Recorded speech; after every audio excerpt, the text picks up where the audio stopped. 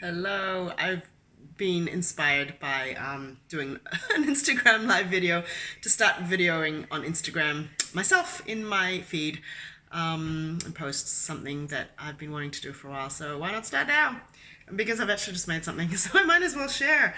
A lot of people recently have been asking about spleen health and digestion and what to eat. I was doing some energy work on some clients yesterday in the Acuenergetics clinic, which I'll talk about separately, out of the kitchen. And a lot of people in the last week, actually, I've been mentioning the word millet, millet, millet, millet. And everyone's like, what's millet? What's millet? What's millet? So here's millet. Unhulled millet. It's actually, I'm running low actually. It's a yellow grain. You can see it there. Let me get the light. It's somewhere in between couscous and quinoa in size and color. It's yellow. There are many varieties, but in Australia and in most of the parts of the world, except maybe China and India, you're just going to be able to get yellow millet.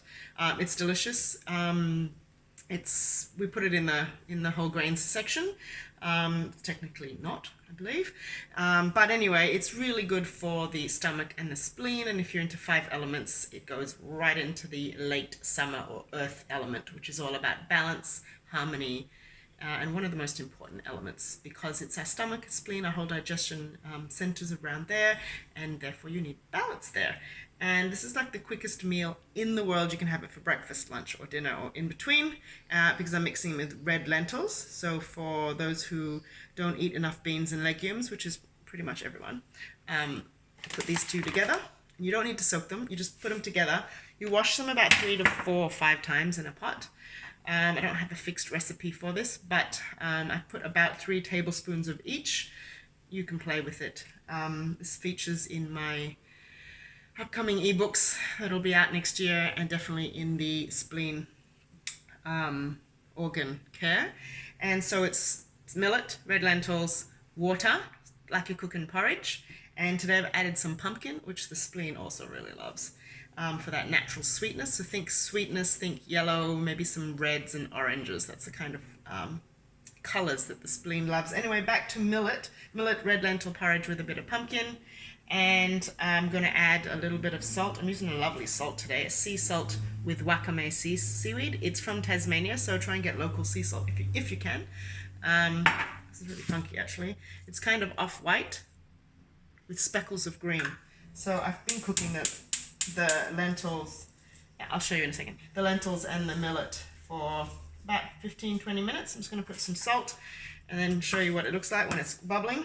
And then I'm going to put a little bit of white miso, which looks like this. It smells so good. Yeah, very light white miso, very different to a brown miso or medium miso. This one's a chickpea miso. If you're in Australia, by the way, get this brand, it's awesome. Rice culture. And then very different to a dark miso.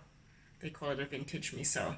I'll talk about miso separately. But I'm going to use white miso today. It's very light as a flavoring for this particular porridge. Not very strong. It just adds a bit of salt and a bit of richness and a whole lot of goodness. And you put the miso in at the very end.